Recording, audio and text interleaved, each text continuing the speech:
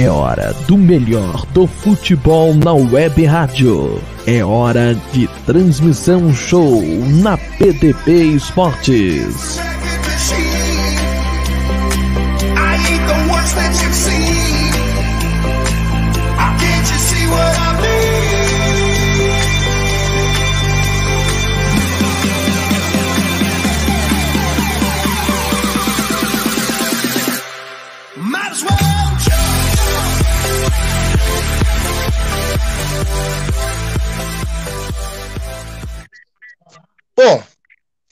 Bom dia, boa tarde, boa noite.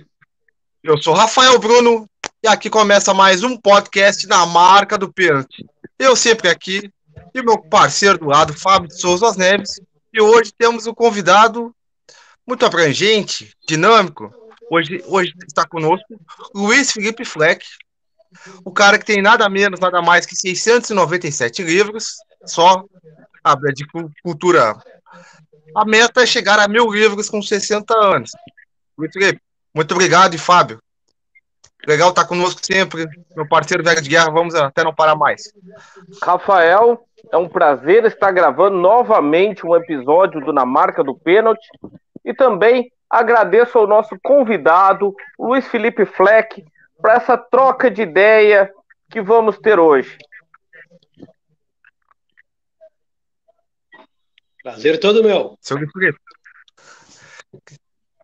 pode começar com a palavrinha que o senhor quiser falar aí. Bom, agora eu atropelei, Rafael, mas então eu vou fazer a pergunta clássica Na Marca do Pênalti. Seu Luiz Felipe, sempre que a gente tem um convidado, a gente sempre inicia com essa mesma pergunta.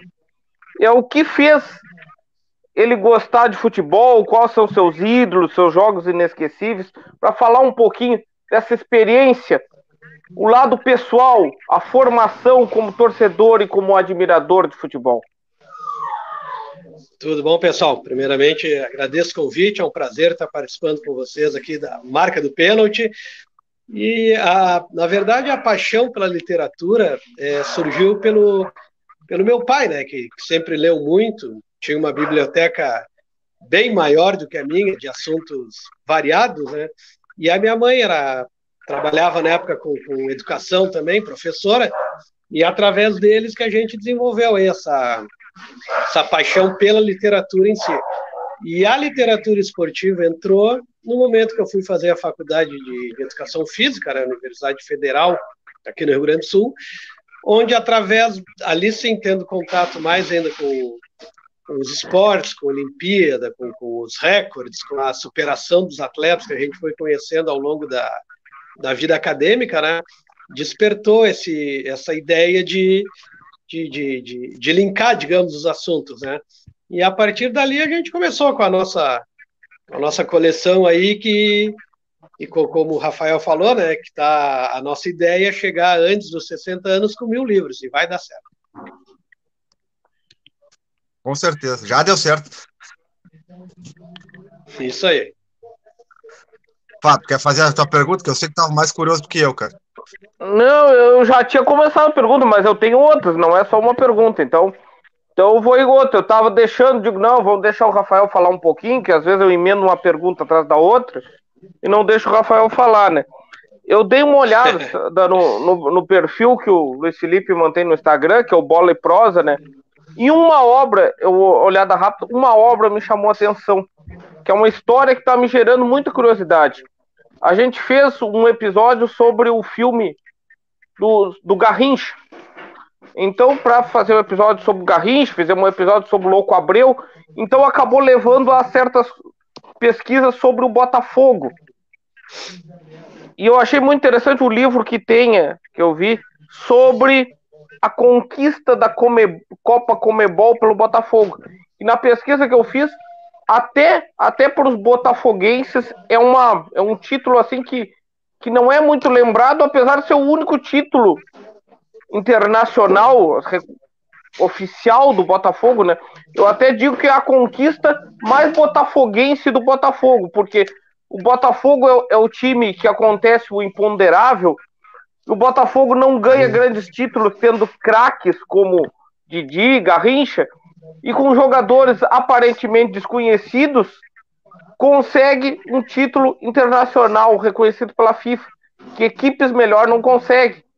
E ainda para ser mais assídua botafoguense, insólita, o jogador tem a história do jogador que em 2014, 2015, autor da conquista, ele foi no museu do Botafogo com o filho e quis mostrar, vou mostrar que aqui o título que eu conquistei com o Botafogo. E surpreendentemente ele não achou nenhuma alusão a esse título no museu do Botafogo. Me parece que depois desse episódio já ganhou uma certa atenção, né? Então o senhor poderia dizer alguma coisa que se encontra nessa obra? Colocaste muito bem, esse título aí do Botafogo, ele foi emblemático. Enquanto tu fazia a pergunta, eu mostrei a capa do livro aqui, né? A estrela solitária brilha na América, em 93. O autor é o Bernardo Braga Pasqualetti, e naquela época quem dirigia o Botafogo era o saudoso capitão do Tri, né? Carlos Alberto Torres. E nesse livro ele conta, é um livro muito bem escrito, ele esmiuça a jogo da campanha do Botafogo, né, das dificuldades que foi a montagem daquele time. O time estava fazendo uma campanha horrível no Campeonato Brasileiro, não conseguia fazer gols, e quando jogava a Comebol, parece que se transformava e o pessoal dizia que parecia que era outro time. Eles conseguiam a famosa virada de chave, né, e aí se dedicavam realmente de corpo e alma e chegaram até esse título aí, incrível, né? Um título que na época foi surpreendente, digamos assim, e o Botafogo, na minha modesta opinião, assim, de consumidor de futebol, né? Com todo respeito aos demais clubes do Brasil, a época de ouro do futebol brasileiro se deveu muito ao Botafogo e Santos, né? Para mim, quando falam em futebol brasileiro, times que marcaram época, inesquecíveis, né? Claro, todo clube tem a sua grande época e tem o seu grande time. Mas eu acho que times que... O Botafogo agora, atualmente, não, né? O Santos continua, para mim, com a grande fábrica dos meninos da Vila ali, sempre revelando novos talentos, né? Mas o Botafogo... Olha, a história do Botafogo realmente é para poucos, né? Desde o tempo do Biriba, desde o tempo do Emil Pinheiro, que era o presidente nessa época, o Botafogo não sei se tu falasse, mas é um clube do imponderável, realmente, né? O Botafogo, a gente nunca sabe o que pode acontecer, né? Eu tenho uma outra obra do Botafogo aqui, muito bacana, vocês vão, como apreciadores de futebol, vão lembrar também, né? O 21 depois de 21, né? Foi aquela conquista com o gol do Maurício, que o Valdir Espinosa era o treinador. Quer dizer, então são histórias que só acontecem no Botafogo, né? O Botafogo desde 68 não era campeão, depois de 21 anos, né, com uma longa fila, um longo jejum, Maurício, Paulinho Criciúma, é o grande time que conseguiu, né, o título e voltou depois de 21. Então esse livro, ele trata dessa conquista, né? 21 depois de 21, né? Então 68 tinha sido o último título e depois 89 o Botafogo voltou a ganhar campeonatos. Eu vi na sua biblioteca, vamos dizer, biblioteca alvinegra, entre aspas, tem outro livro que eu tenho ele em e-book, que foi a principal fonte que eu usei para a gente gravar o episódio do Louco Abreu, que é o Louco por Ti. Aham. Essa obra foi do ano passado, né? Foi escrita pelo Marcos Eduardo Neves, que para mim é um dos grandes biógrafos e autores de livro sobre futebol aqui no Brasil, né? É um livro que, na verdade, quando eu comprei, na verdade, o autor me deu esse livro, né? Eu falei para ele que o livro é muito bem escrito, mas eu, na minha ideia, pensei que trataria da biografia do Louco Abreu. E, na verdade, eu que me equivoquei, porque está bem claro que o livro fala do período do Louco Abreu no Botafogo, né? Então não é nada a ver com a obra, e sim com a minha expectativa em relação à obra. Eu achei que era uma biografia do Louco Abreu, mas está bem claro que é o período dele no Botafogo, né? É um livro fácil de ler, acho que 2 dias de leitura ali a pessoa consegue degustar, né? E ele fala do período também bacana que foi a passagem do Louco Abreu, que é uma... Por que eu disse para o Marcos, eu não fiquei decepcionado com a obra, eu fiquei na expectativa que o livro iria render mais, porque o Louco Abreu merece uma biografia, mas a biografia da carreira toda dele, digamos, né? Ele teve uma passagem pelo Grêmio aqui, que o pessoal não recorda, a passagem dele pela Celeste Olímpica, aquele gol de cavadinha contra a Gana na semifinal da Copa do Mundo, quer dizer, então nas quartas de final, se eu não me engano. Então são momentos do Louco Abreu que justificam o apelido de louco, né? Ele ainda estava jogando esses dias no México no 42º time da carreira, se eu não me engano. Mas é outro... É outro nível. O Louco Abreu é realmente um personagem, né? E das histórias, né? E como o Botafogo é o time do Imponderável, o Louco Abreu parece que a personalidade dele encaixou muito com o Botafogo, né? Naquele livro ele mostra, né? Porque esse lado folclórico, supersticioso, que o próprio clube já tem, né? E o Louco Abreu parece que encarnou tudo aquilo, e ainda recebido pelo Zagallo, que é o cara que gosta muito do número 13, o Louco Abreu, outro admirador do número 13, então parece que foi meio aquelas coisas que diz que as conjunções astrais se alinham, né? Casamento perfeito. Mas antes de passar a bola pro Rafael, para não monopolizar muito a tua atenção, pesquisando, eu vi que tu separa os teus livros em eixos temáticos, né? Pode falar para nós quais são os eixos temáticos da organização da tua biblioteca? Eu tenho aqui, eu não sei se o pessoal consegue, essa aqui é uma delas, né? Então nós temos dois setores, digamos assim, da biblioteca, né? 2 estantes, né? Nessa que está atrás de mim aqui, eu separo apenas para os clubes de futebol. Então, essa aqui que está atrás de mim deve ter uns 300 livros aqui apenas de clubes de futebol. Então, eu organizei na primeira prateleira lá em cima, são os almanaques, né, por terem um tamanho diferenciado, enfim. Aí depois eu tenho uma prateleira com mais de 50 livros só do futebol gaúcho, dos clubes do interior do estado aqui do Rio Grande do Sul. A última prateleira é apenas são livros da dupla Grenal, que deve ter também cerca de 40 ali, e as 2 prateleiras do meio tem uma que é apenas do interior paulista, que é o estado que mais produz obras de futebol pela quantidade de clubes, de escritores, enfim, né? E a outra prateleira ela é segmentada em futebol paranaense, catarinense, o mineiro, e eu me orgulho muito de ter alguns livros aqui do Nordeste, do Norte e do Centro-Oeste, né? Mas aí ficam distribuídos, digamos assim, num outro setor, né? E na outra estante, o que eu tenho ali são as biografias de atletas, né? Sendo que a primeira estante de cima também são biografias diferenciadas, digamos assim. Eu tenho um outro setor que seria uma biografia apenas de jogadores do tempo de antigamente, digamos assim, né? Jogadores da década de 70 para baixo, digamos assim.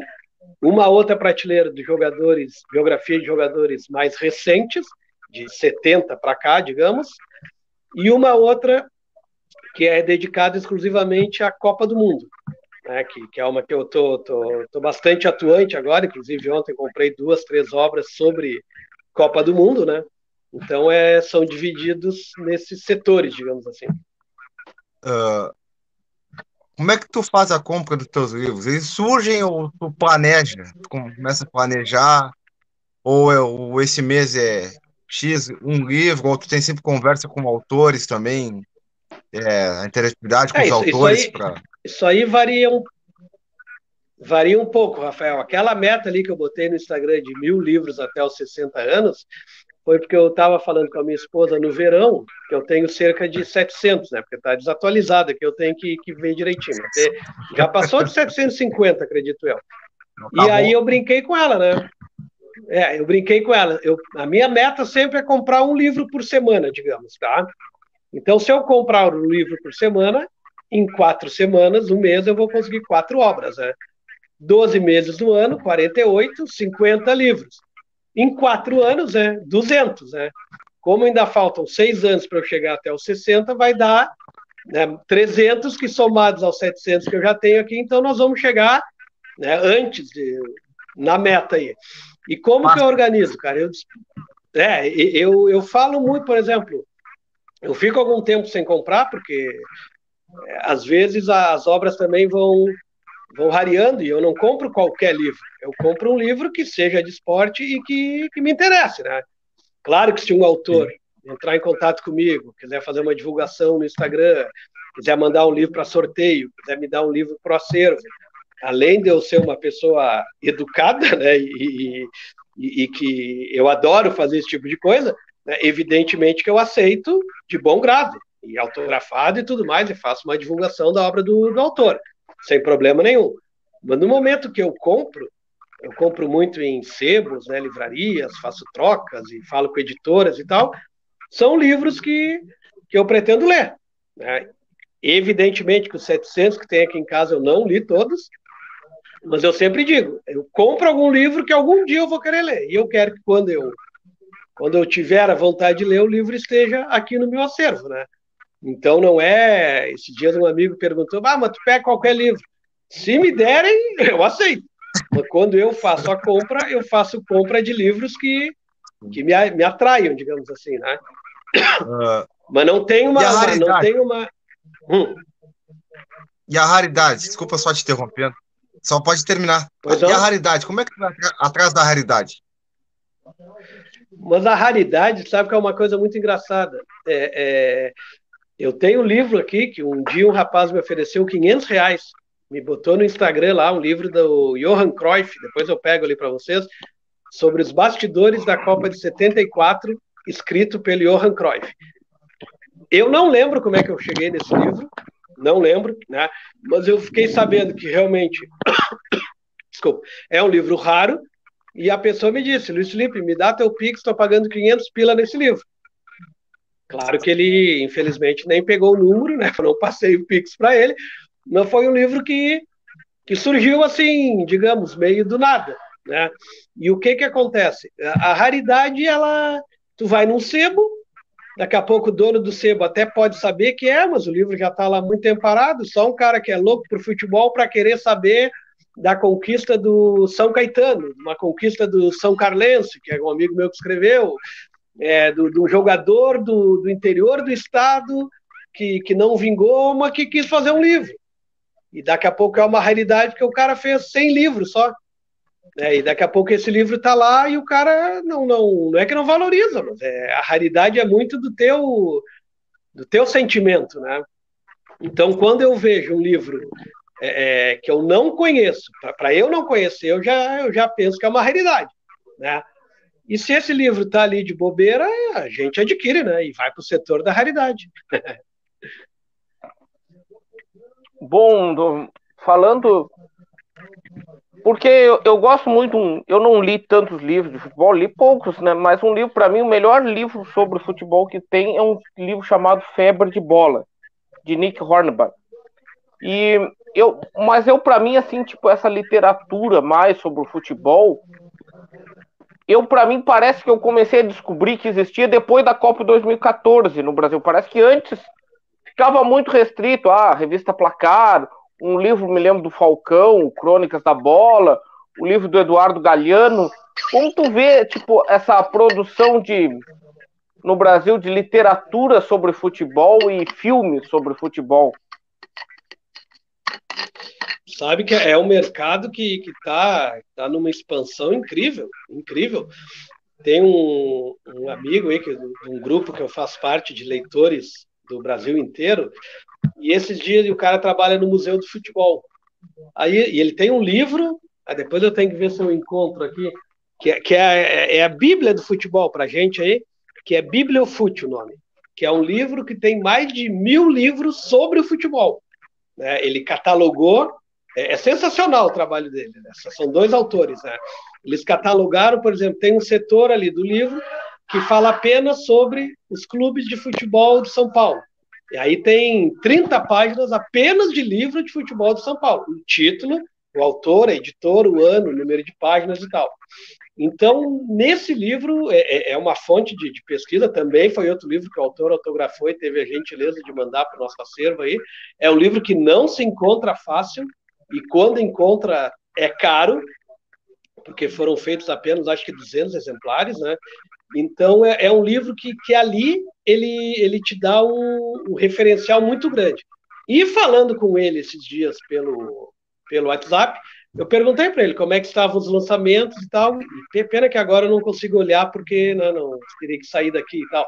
Mas ele me passou a produção textual, depois eu posso mandar para o Rafael se ele tiver como divulgar e tal, a produção textual dos últimos 4 anos do Brasil, digamos. E é um valor, a quantidade é absurdo. É absurdo.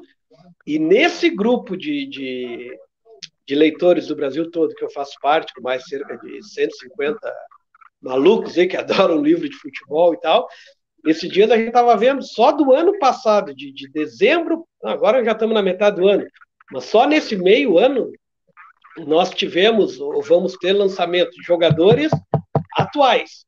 O Diego do Flamengo fez um livro, o Adriano Imperador assinou um contrato semana passada para ter um livro, o Cafu vai ter um livro, o Hulk lançou um livro esses dias, um dos melhores que eu estou querendo comprar, mas ainda não encontrei, vou esperar passar um pouco. O Ricardo Oliveira lançou um livro que eu já ouvi comentários super elogiosos, entendeu? Só aqui de cabeça eu já estou me lembrando. Pastor, né? Oi? Nosso pastor Ricardo Oliveira. Pastor Ricardo Oliveira. Então, e o Ricardo Oliveira tem uma história incrível, tem várias histórias, a história dele toda é incrível. Mas no lançamento do livro dele, eu me lembro que eu vi uma matéria, acho que na ESPN, onde ele falou que sempre passa, era caminho para ele, enfim, quando pegava os filhos da escola e tal, ele sempre passava lá em São Paulo eles chamam farol, né, um sinal, um semáforo e tal, e falava para os filhos dele, ele tem um casal de filhos, se eu não me engano, nessa esquina aqui o pai pedia dinheiro. E os filhos dele e tal, ele falou, não, já passei muita dificuldade, já fiquei nessa esquina aqui pedindo dinheiro. E agora, por causa do futebol, por causa da minha cabeça, por causa dos empresários que me ajudaram, dos clubes, do meu corpo, da minha dedicação e tal, hoje ele é multimilionário, né, mas vê a dimensão que a coisa tem, né? É uma loucura, né? Uma das histórias mais, para mim, é uma das carreiras assim, que mais me chama a atenção é a dele, a do Zé Roberto, sabe? Como um jogador ter sucesso no futebol, sem precisar aparecer, só com o seu trabalho, sem precisar ser midiático, sem precisar... assim, fazendo o seu próprio trabalho.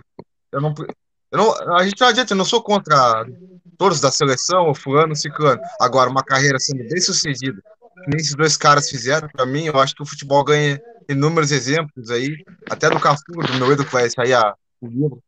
Eu acho que jogadores até que ninguém conhece dá uma boa história, então o livro a gente tem que degustar, tem que esmiuçar ele, não é só para aplicativo, o ser humano precisa ler. Eu acho que, voltando, o senhor faz um grande exemplo, e eu já queria fazer um convite para o senhor aqui, se a outra hora que o senhor quiser fazer um episódio conosco, mostrando alguns livros, para o pessoal ganhar conhecimento, a galera mais nova que nos acompanha aqui no canal da BDB Esportes. Alguns não têm tanto conhecimento, outros não têm noção, porque hoje o futebol é jogado eletronicamente e o mundo vira tão rápido que às vezes tu não para pensar, ler, ver algumas notícias, ver algumas... Então, acho que o livro entra nessa história e é muito interessante tomar esse caminho com os mais jovens também. O Zé Roberto, eu tenho um livro dele pequenininho, que pouca gente conhece, que ele fala mais da parte religiosa dele, que é Semeando Amor em Terra Seca, algo nesse sentido. É um livrinho pequenininho, assim, tal, mas o Zé Roberto é outro que eu fiquei sabendo que está fazendo uma biografia, aí sim, abrangendo toda a carreira dele, que também é outro que está na minha lista aqui. O Zé Roberto, como cidadão, como jogador, até os 42 anos ele jogou em alto nível, né? Agora ele virou crossfiteiro, né? Então ele tá com o corpo agora melhor, né?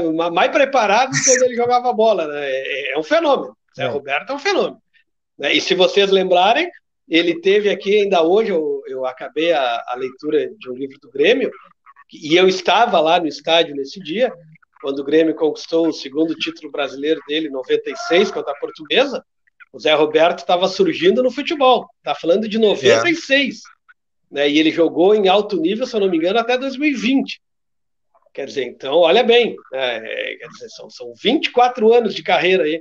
Acho que ele parou um pouquinho antes, talvez, né? Mas enfim, ali ele estava com 18, né? Então imagina a carreira que tem para contar, né? O Zé Roberto é realmente muito fora da curva, né? Desculpa, Rafael, ter te interrompido, mas agora que eu já interrompi, eu vou seguir adiante. Pesquisando para esse episódio do Garrincha, eu li um capítulo que narra a chegada do Didi saindo do Fluminense para o Botafogo. Da biografia do Rui Castro, do Garrincha. E eu fiquei pensando com aquele capítulo, eu pensei, devia ser muito legal uma biografia do Didi. Porque eu pensei, pelo pouco que ele apresentou, a história pareceu tão interessante assim, dele. E eu pensei, ele ainda depois jogador, foi técnico da seleção peruana. Eu digo, daria uma biografia e tanto também. Eu te confesso que eu não li a biografia do Garrincha. Tinha 2 livros, tem vários, né? Mas tem 2 livros que quando eu falava que eu não tinha, as pessoas se surpreendiam, né? E eu dizia, não pintou a chance de comprar ainda. Quando eu encontrar num sebo, eu compro, enfim. E eu comprei mês passado, que foi a biografia do Garrincha e a biografia do Tele Santana, Fio de Esperança. Não abri ainda, porque são livros enormes, né, que demanda muita leitura, muito tempo e tal, né? E agora eu trabalho com eventos e graças ao Papai do Céu e às vacinas aí, os eventos estão voltando, né? E aí eu também não estou, graças a Deus. E aí eu sempre dedico cerca de 1 hora, no mínimo, 1h30 por dia de leituras, né? Mas graças a Deus, né, eu estou lendo um pouquinho menos agora, porque os meus eventos estão voltando. Então a biografia do Garrincha e do Tele Santana eu adquiri mês passado, entrou naquela categoria dos livros de personalidades mais antigas, digamos assim, né, do futebol mais das décadas passadas, né? Mas eu ainda não abri, não li. Eu não me lembro, talvez até os amigos saibam, eu não me lembro se o Didi não tem biografia. Eu comprei esses tempos a biografia do Zizinho, acho que tem a biografia do Dida. Eu não me lembro se o Didi não tem biografia. Deixa eu até ver aqui, vou falando. Não, eu vou falando com vocês aqui e vou olhando ali, porque eu tenho o setor dos livros antigos aqui. Vamos ver aqui, ó. O Zizinho está aqui, ó. O Leônidas, Newton Santos, o Sadi. Até eu vou olhar depois. Eu não sei se o Didi não tem. Parece que o Dida do Flamengo tinha, não tem. Mas realmente, eu li esses dias o time não foi a biografia do Leônidas. Eu li um livro que é muito bacana, que é esse aqui, ó, que fala sobre o São Paulo. Deixa eu ver aqui, cadê? Ó, esse livro aqui, ó. Os Reis do Pacaembu, onde o destaque desse time aqui, um dos destaques era o Leônidas, e fala da chegada do Leônidas ao São Paulo. Foi sensacional, o autor conseguiu, né, recuperar toda a atmosfera daquela década ali, comenta da chegada do Leônidas para São Paulo e da montagem desse time aqui de São Paulo, né, o time que imortalizou o São Paulo Futebol Clube. Então é um livro que fala dessa passagem do Leônidas marcante no tricolor do Morumbi. É o Leônidas que... Vai, Fábio. Oi? Não, eu só ia dizer que o Leônidas foi homenageado com o chocolate Diamante Negro.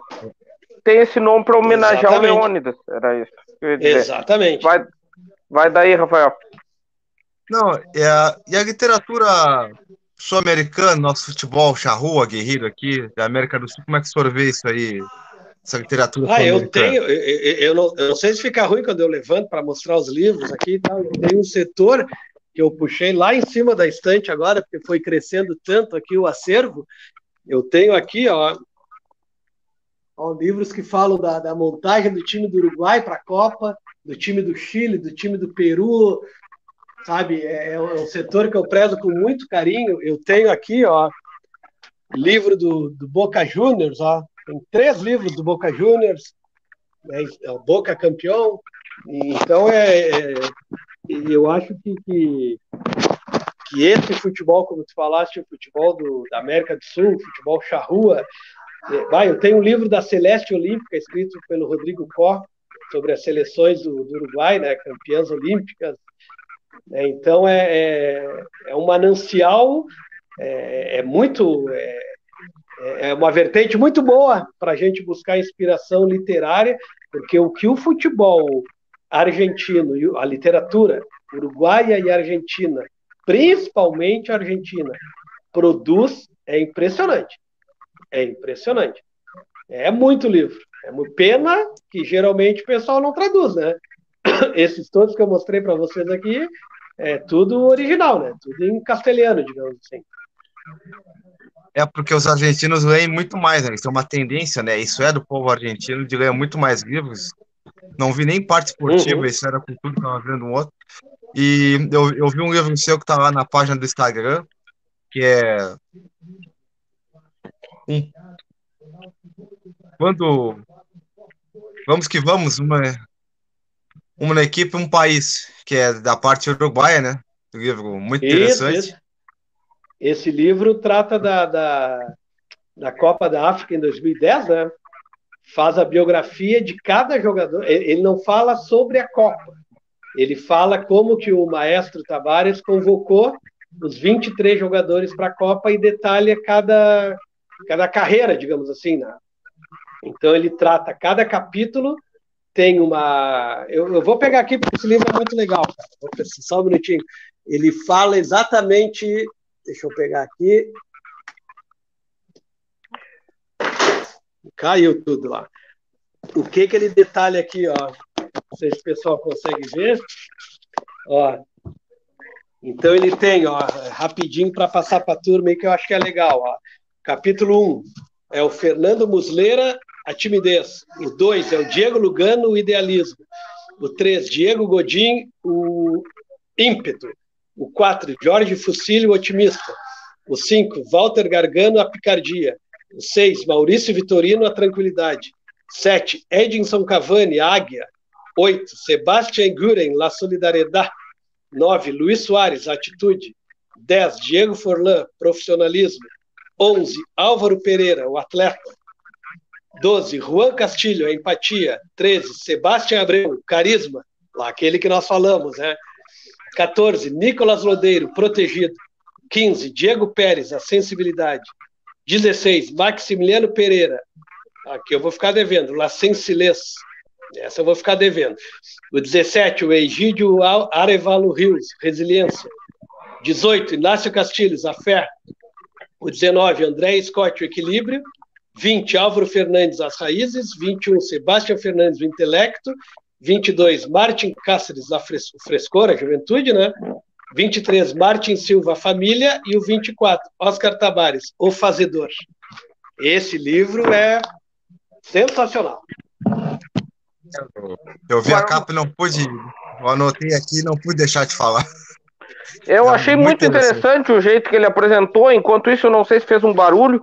Eu estou procurando aqui, fui catar meu dicionário de espanhol aqui e tentar traduzir, ter a tradução de sensileza aqui. Ah, tá. E esse aqui é da história do Chile na Copa do Mundo. Ó. Ele me pongo de pé. Fala sobre o Chile na Copa do Mundo. Né? Na verdade, o barulho que deu foi que caiu um monte de livro aqui. Não, eu fui catando no dicionário de onde que ele estava. Agora eu vi, ó, sensigez não tem, mas tem sensijo, que é simples, deve ser a simplicidade. Pode ser. Não, é um livro que o autor, é uma autora, né? A Ana Laura Lissardi, ela faz perfis dos 23 jogadores e mais do maestro Tabárez que estavam naquela grande, não vou dizer que não deve ser uma conquista, né? O Uruguai depois de quantos anos, né? Desde 50 ali, então, quantos anos fazia? Acho que 70 anos, eu acho. 60 anos. Eu acho que a última participação, acho com algum destaque, acho que foi na Copa de 70, né? Foi até a semifinal que tinha o nosso zagueiro Anchieta lá no time. Na zaga. Isso, pode ser, mano. Mas vamos pegar mesmo que seja 70 para 2010, né? 40 anos que não tinha um destaque tão grande, né? Eu li textos, né? textos da época, assim, que tem um texto que falava que um senhor, com o gol do Louco Abreu, um senhor enlouquecido pulando em cima do carro dele com o gol do Louco Abreu, né? E o Louco Abreu, assim, é tão emblemático, né? Tem a história, eu vi na ESPN o Lugano contando a história, né? Diz que o Louco Abreu tava num jantar, um almoço, né, com os jogadores do Uruguai, né? E aí pediram autógrafo pro Lugano, pro Forlan e não pro Louco Abreu. Aí o Lugano disse, o Louco Abreu ficou chateado com isso, ele vai querer aprontar alguma coisa na hora do jogo. E tanto que tem no Museu do Futebol do Uruguai, quando eu tive a oportunidade de ir em 2017, lá no Estádio Centenário, tem um vídeo assim rápido sobre o futebol uruguaio e começa com imagem preto e branco e a última imagem do vídeo é o gol de cavadinha do Louco Abreu, né? Esse aqui que eu comentei também, ó, da Celeste Olímpica, escrito pelo Rodrigo Có, e esse aqui para mim também é uma raridade, é o time do Peru nas eliminatórias da Copa. E você sabe que nesse grupo dos livros lá do WhatsApp, teve um dia que eu perguntei para a turma, né? Pessoal, deem dicas aí de personalidades do futebol que ainda não tem biografia, né? E aí surgiram vários nomes e tal. E eu tinha visto uma entrevista o dia anterior e falei para a turma. Eu hoje, se me pedissem um nome para fazer uma biografia de futebol, eu não tenho capacidade para escrever, né? Mas que eu gostaria de ler. Luiz Felipe, pede um livro aí que alguém vai fazer para ler e tal. É uma biografia que eu até falei com o rapaz da ESPN que escreve sobre São Paulo, que é o André Plihal, do Resenha lá, né? Para mim, quem merecia uma biografia é o Profeta Hernanes. Esse cara é sensacional, cara. O Hernanes, olha, eu nunca vi, cara. Eu volto a dizer que eu acho que eu conheço, tenho a pretensão de dizer que eu conheço um pouquinho de futebol, mas uma personalidade como o Hernanes, eu nunca tinha visto, cara. É uma personalidade ímpar mesmo. Eu me lembro que um dia desses eu tinha trabalhado o dia inteiro e estava zapeando de canal e peguei uma entrevista, um pedaço da entrevista do Hernanes. Eu estava meio cansado, que eu sou professor, dou aula, tinha dado aula o dia inteiro, não consegui acompanhar, mas o Hernanes, assim, ele vai o pensamento para um lado, para outro, e ele diz que em uma certa época da carreira ele tentou potencializar a carreira dele inspirado numa fórmula de Isaac Newton. E depois que ele resolveu terminar a carreira também, ele explicava ele ter resolvido se aposentar também por Isaac Newton, que um corpo que entra em repouso tem mais dificuldade a voltar ao movimento, né? A inércia. Eu pensei, esse cara é muito diferenciado no mundo do futebol. Foi esse programa que eu te falei. Vale a pena entrar no YouTube e é só colocar ali, Resenha Hernanes, e ver o programa do início ao fim. É uma hora que não passa, tu não vê passar, eu digo, né? Porque é tão... ele é inusitado, ele é surpreendente, ao mesmo tempo ele é humorado, e o pessoal sabe que ele é meio... Nem tu falou do Zé Roberto fora da curva, ele é totalmente fora da curva, porque ele mesmo sabe que a cabeça dele, né? Bom, teve uma que ele contou nesse programa que eu achei sensacional, né? Era o grande time do São Paulo ali, que estava aparecendo Amoroso, Rogério Ceni já famoso, Lugano e tal, e aí o pessoal disse para eles, nós vamos começar a concentrar um garoto aí que é diferente. Pô, para jogar no São Paulo, ele já tinha vindo, acho que do Náutico, né? Do Náutico ou do Sport, que ele é do Sport, eu acho, do Sport. Do Sport, que ele voltou agora para acabar a carreira. Aí ele dizendo, vai começar a subir aqui, concentrar e tal, um cara que é diferente. E o Hernanes estava lá, né? Ia lá e tal, ficava na dele, aquele negócio todo e tal. Aí um dia o pessoal, né, viu que o Hernanes não estava na mesa, né? Para fazer o lanche ali das 10h30 da noite, para dormir para o outro dia que tinha jogo e tal. E quando estava todo mundo saindo, chegou o Hernanes, com a roupa de treino, suado, pingava e uma bola embaixo do braço. E todo mundo olhou e falou, cara, mano, tá louco? Onde é que tu tava e tal? Eu não, tava ali treinando falta no suplementar ali. Não tinha ninguém ali, cara, tava tudo escuro. Sim, mas eu tava ali batendo falta, porque eu pensei o seguinte, se eu acertar a falta no escuro, imagina na hora do jogo que tá cheio de luzes, cheio de refletor. E os caras acharam que eu tava brincando. Daí ele falou, não, eu tô treinando no escuro, porque se eu acertar no escuro, quando tiver luz, é uma barbada. E o Hernandes batia falta como poucos. Né? E ele disse que ele fazia isso mesmo. Né? E quando ele viu que... Aí ele contou uma outra história, que ele contava na Itália, ele descobriu um treinador tão ou mais maluco que ele, que esse treinador que falou para ele muita coisa da física. E o Hernandes disse, eu adoro quando eu converso com alguém que me desafia e que me apresenta coisas que eu não sei. Aí eu fiquei maluco. E ele começou a interagir com o cara porque não conseguia, na cabeça dele, captar o que o treinador queria. No momento que ele conseguiu, né, ele estava morando no mesmo edifício do André Dias, zagueiro de São Paulo, que foi quem intercedeu para levar ele. Isso, na Lazio. Eu não sei se era Lazio ou Napoli. Lazio, porque depois que ele foi para Nápoles, se eu não me engano. E daqui a pouco ele disse, né, eu quero conversar mais com esse cara que eu não estou entendendo, e quando eu não estou entendendo e me desafia, que eu gosto. No momento que ele conseguiu entrar na mente do cara e entendeu, todo mundo brincou para agora, os dois loucos se juntaram, nós estamos ralados, né? E foi o momento que o Hernandes disse que ele foi treinado pelo Muricy, por grandes treinadores, mas que aquele cara na Itália foi que despertou nele essa busca exatamente disso, da parte física, que ele dizia, eu tenho que entender por que eu tenho que bater com o pé na bola, onde é que o pé tem que estar, onde é que a bola vai bater, onde é que ela vai chegar e tal, e ele fazia o treino dele todo baseado nisso. E tem uma outra história nessa entrevista que é sensacional, que disseram que no São Paulo chegou no setor de fisiologia, reabilitação e tal, era novidade na época, aquilo que tu bota no chão e a tua perna fica, eu não sei como é que é o nome daquele, tipo um inflável acima da altura do chão que faz a recuperação quando tu te machuca, né? E os jogadores tinham que ficar com um pé, né, naquele, eu não me lembro o nome do aparelho lá, e o pessoal ficava no pé bom, né? E o Hernandes, para se desafiar, ficava no pé ruim.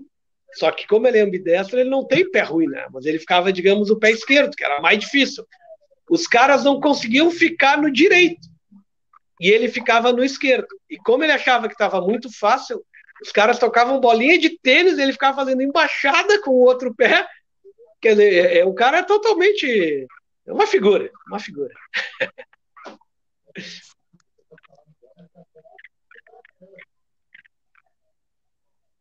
Me diz uma coisa, tem livros ainda, de fora as grandes personalidades do futebol, tem uma meta para buscar, assim? Não, sem ser a raridade, aquele que tu almeja, que não tá comigo, sem ser a raridade, que é um sonho de estar na tua prateleira aí. Não, mas quando a gente...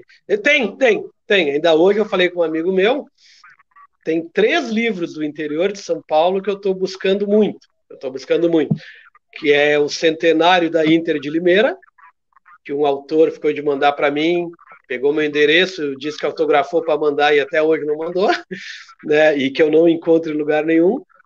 Tem o livro do Centenário do Comercial de Ribeirão Preto, que eu tive para comprar esses dias, mas infelizmente cheguei atrasado. E tem o livro do Noroeste de Bauru, que eu já tenho 2 obras sobre o Noroeste, mas eles fizeram um livro sobre os 104 anos do Teimoso, né? Então são livros que eu estou buscando. Tem um livro aqui do interior nosso, do Guarani de Venâncio, onde o Mano Menezes jogou e tal, que eu também estou querendo comprar. Tem alguns livros aí que a gente tem um time pequeno que não... Pois não? O Grêmio Bagé fez um livro sobre o centenário, o Grêmio Esportivo Bagé. Não, mano. Fez um livro sobre o centenário, 100 anos do clube. Não. Mas foi lançado quando? Acho que já faz um ano atrás, quando nós começamos o podcast o ano passado. Não sabia. 2021. A escritora é Sônia Alcalde. O nome da editora. Como é que é o nome? Sônia Alcalde. Depois tu me manda no Insta, no WhatsApp ali, por favor. Eu não sabia dessa obra. E esses, óbvio, e esses livros do interior, aí do futebol paulista, eu tenho um amigo meu que é narrador, que eu faço jornada com ele, e depois eu vou perguntar para ele se eu consigo para ti. Vai ser um... vou ficar sem palavras para te agradecer, porque esses livros aí a gente está procurando, eu não encontrei ainda. Não, sem palavras. Mas esse tu vê, por isso que eu gosto, viu? Sem palavras a gente cria a conexão. Oi? E tu vem aqui sempre almejar mais com teus livros aí e a galera de fora absorver isso que a gente está tentando passar. Então, isso aí que é sem palavras. Agradeço um monte. Esse do Bagete, confesso que eu não sabia. Já, quando eu sair da live aqui, eu já vou. Se tu tiver o contato para passar, já te agradeço também. Não conhecia essa obra aí. Que legal. Pode deixar. Isso aí, vou te passar essa. Fala, Fábio. Bom, Rafael e Luiz Felipe, eu estou aqui olhando o horário, que o Luiz Felipe disse que tinha 45 minutos, só um primeiro tempo. Isso. Mas eu estou querendo temos um acréscimo de 5 minutos, que eu queria. Tô me dando a ousadia, assim, para um cara que tem 700 livros e eu dar indicações literárias, mas eu vou dizer 2 indicações literárias, não sei se o Luiz Felipe conhece. Prazer. Então, primeiro, eu vou dar uma indicação literária que é do nosso último entrevistado, anterior ao Luiz Felipe, que é do Clayton Fagundes Cardoso, que é Da Vinci... Santa Ceia. Da Vinci a Santa Seleção. Conheço. Não tenho ainda no acervo, mas conheço a obra. É um livro que atualmente está só disponível em e-book no momento, ele está pensando numa segunda impressão. Como eu digo, Eu, quando olhei, assim, o Rafael que descobriu esse livro, eu fui olhar, tipo, na Amazon ali, procurei o e-book, eu digo, que viagem da boa, gostei e não me arrependi. Bom, agora eu vou indicar o outro livro que eu tô com a esperança que esse seja inédito. É um livro de um cara do Rio de Janeiro, professor universitário aposentado, apaixonado por literatura, samba e futebol, que é A Rainha de Chuteiras, de Marcos Alvito. O Marcos Alvito teve... sim, conheço, eu tenho esse livro, a capa branca e a camisa 10 vermelha, tenho esse livro. Isso. Ainda não li, mas tenho esse livro. São pequenas crônicas sobre o futebol inglês, né? Sobre o futebol inglês, mas eu vou dar um spoilerzinho, assim, só os temas, assim, que são crônicas, tem tanto da primeira divisão inglesa até as divisões inferiores, 6ª, 7ª divisão, futebol feminino, rugby, tem até são divididos em pequenas crônicas, tem até uma crônica sobre futebol escocês. É realmente muito bom. Um abraço, Marcos Alvito, que eu estou programando falar com ele para a gente fazer um outro episódio esse ano, que no ano passado o Marcos Alvito nos deu a honra de conversar conosco aqui na Marca do Pênalti. Eu estou tentando aqui, pessoal, enquanto eu falo com vocês, já estamos chegando quase no final aí, eu estou tentando ver se eu encontro do Cruyff, que eu falei, mas eu não estou achando agora aqui, tia. Ai, devia estar por aqui, ó. Deixa eu ver se é esse aqui. Não está aqui. Que pena que eu não vou achar o do Cruyff. Tá aqui. Ó, não digo para encerrar, mas olha aqui, ó. Esse é o do Cruyff que eu tinha dito.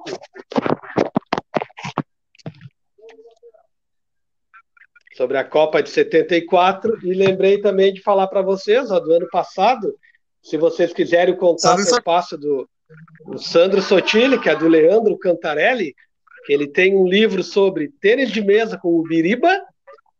Tem um sobre a viagem dos Grêmios São Carlense para a Europa, e ano passado lançou esse aqui, ó. Se vocês quiserem o contato depois, eu passo com todo prazer, tenho certeza que ele vai acrescentar o podcast de vocês aí. Muito obrigado, já aceitou, tá aceitado. Muito obrigado. E já fica combinado aí, pessoal, quando quiserem uma próxima vez, talvez de um tema mais específico dos times do interior aqui, ou enfim, me coloco à disposição de vocês, vai ser o maior prazer, viu? Nem vi passar a hora aí, ó. Não, muito obrigado. A conversa foi boa, Luiz. É que assim, o teu acervo é bom, é legal, é aquilo que até torcedores que não têm costume de ler gostam, que é sobre o maior esporte bretão do mundo, né? E não sei se quer deixar alguma palavra aí pro nosso público. O que tu viu no nosso podcast, o que tu achou? Agradecer o carinho de vocês, a atenção, Ainda hoje eu falei com um conhecido meu amigo aí que o nosso Instagram ali é para disseminar, né, a cultura, literatura esportiva, mas eu tenho vários livros também de outros esportes, viu, pessoal? A gente focou hoje mais no futebol, mas eu tenho de atletismo, de basquete, de vôlei, de Fórmula 1, de Olimpíadas. Eu tenho muita coisa sobre crônicas de autores, né, livro de autores, sobre o futebol em si, né, num contexto mais geral, assim. Tem livro de boxe, de MMA, então a gente tem, né, mas tá no outro setor da casa aqui, porque essa aqui já lotou, né? E sempre que eu puder, né? Eu disse, foi até para o Leonardo hoje que eu falei, no momento que eu consigo publicar o livro do Sandro Sotile no meu Instagram, e uma pessoa entrar em contato com ele e adquirir o livro, é o dia que eu ganhei o dia, porque eu fiquei feliz, o cara que comprou ficou feliz, o cara que vendeu ficou feliz, né? O Sandro Sotile vai ter história conhecida por mais uma pessoa, né? E um outro cara disse, mas tu não ganha nada com isso. Eu falei, não, cara, na verdade o que eu ganho não, o dinheiro não paga, né? Porque é esse, tu vê, tu imagina se eu conseguir um desses livros que eu te comentei, né? Através do bate-papo nosso aqui, despretensioso, quer dizer, não tem dinheiro que pague isso. Se a pessoa quiser me dar, quiser me vender e tal, mas não é esse o assunto. Tem coisas que o dinheiro, a velha propaganda aquela, né? Tem coisas que o dinheiro não compra, né? Então,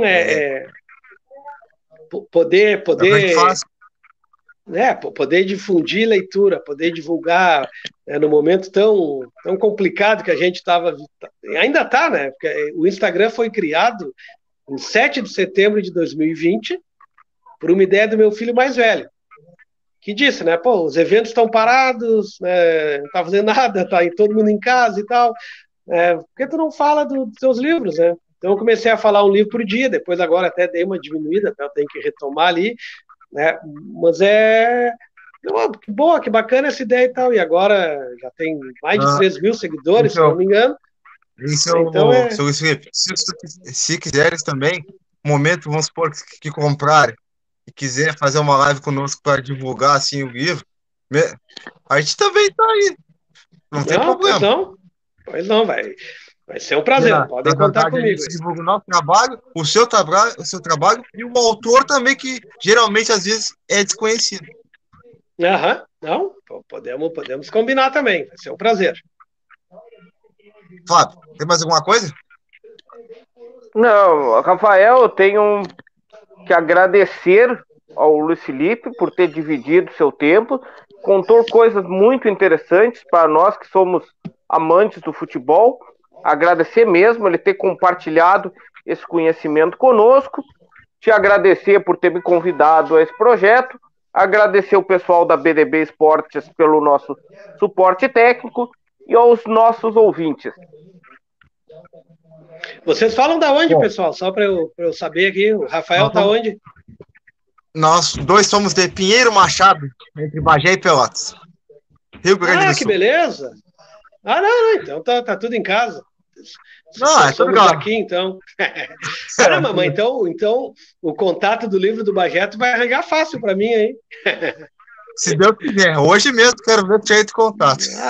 Que bom. Eu que agradeço ao Fábio, ao Rafael, a oportunidade da gente 55 minutos aí trocar uma ideia, conversar.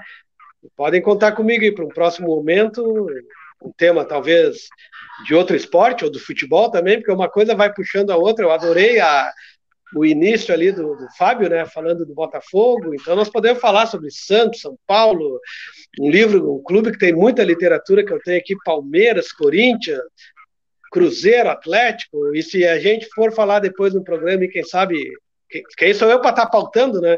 Mas ali em setembro, na nossa data farroupilha, nós podemos falar de Grêmio, Inter, dos clubes do interior aí. A hora vai ser pouca. Rafael, agora eu vou ter que falar mais uma coisa. Falou em data farroupilha, eu lembrei do Rafael e lembrei de uma... Agora eu vou falar uma palavra bonita. Uma efeméride de hoje. Que é o episódio que o Rafael é simplesmente apaixonado por esse episódio. Os 50 anos que a seleção gaúcha enfrentou a seleção brasileira. que foi exatamente hoje. Exatamente hoje que eu ouvi no Bola das Costas, o jornalista Rafael de Vério lembrou, e tem um podcast do Kleber Grabowska e do Silvio Benfica, que eu esqueci o nome, sobre isso. Eu ouvi isso e lembrei do Rafael. Digo, o Rafael que vai adorar. O Rafael é simplesmente fanático por esse fato. E merece um livro, hein?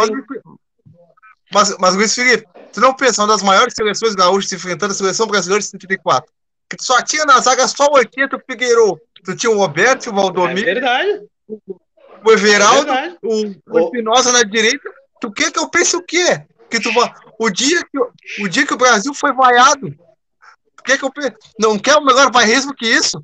O Caju apavorado, me dá meu passaporte, eu quero voltar pro Brasil. Nem pros caneguistas do Ouro Quadros. Schneider, Espinosa, Anchieta, Figueiredo, Everaldo, Carbone, Tovar, Oberti. Foi um grande jogo. Merece um livro, né?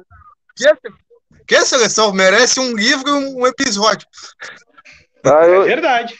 Eu mexi com o gigante adormecido agora. Mas vale a pena esse tema também aí. Bom, senhor Felipe Fleck, obrigado imensamente, muito obrigado por o seu tempo. Espero que a gente combine mais outros mesmo, de verdade. Vou tentar agilizar para contatos para os livros do Bagé e lá no interior de São Paulo, ver se a gente consegue agilizar. Muito obrigado. De coração te agradeço. Quando tiver uma outra oportunidade, aí é só a gente alinhar direitinho os horários aí. Claro. Já chegou na hora que tu pediu, que a gente comentou aí. Já vai dar uma hora mesmo, com todo prazer. E eu estando disponível aí, a gente combinando direitinho, vai ser um prazer. Peço desculpa se às vezes eu levantei para pegar os livros ali e tal, mas achei que dentro do contexto. E pena que eu não vou poder conhecer o nosso amigo Fábio, né? Daqui para mim não aparece, né? Eu não sou muito de aparecer. Eu gosto mais assim de ficar nos bastidores, assim. Não, tranquilo. Mas se quiser seguir no Instagram ou quiser trocar o WhatsApp depois aí pegar com o Rafael, vai ser um prazer também, viu, Fábio? Bastante saúde para vocês. Vou seguir lá. Bastante saúde, muito obrigado pela oportunidade. Um ótimo final de semana aí com muita leitura, que vai estar frio, né? Então tem que ler, né? Bom, hoje nós tivemos aqui Luiz Felipe Fleck, mais 700 livros. A meta é chegar a 1000 livros com 60 anos, por que não até antes? E hoje a gente, literatura, a gente vem apresentando escritores aí. E aqueles que adoram ler, uma leitura dinâmica, uma boa leitura, a gente merece ler. Tem uma estatística que o brasileiro lê pouco. Tá na hora da gente se adiantar mais nessa parte. Países sul-americanos ou menores expressões no mundo leem mais que a população brasileira. E hoje a gente ficou aqui com esse Fleck, que tem 700 livros na área esportiva, para a gente que adora esse esporte bretão, o nosso ludopédia, ou conhecido como futebol. A gente fica aqui mais um episódio do podcast na Marca do Pênalti. Eu sou Rafael Bruno, a parceria BDB Esportes e também o patrocínio parceiro legal aqui da BDB Esportes, que é o meu manto sagrado importados, que tem as variadas camisas, todo do seu time, até do seu time que você nem pensa que imaginava no mundo. Entra lá no Instagram, o Vinícius vai te servir até um cafezinho pelo Instagram, pelo WhatsApp. Então fica aqui, muito obrigado, Fábio, muito obrigado, obrigado pelo teu tempo, e vai mais um podcast da Marca do Pênalti. Muito obrigado.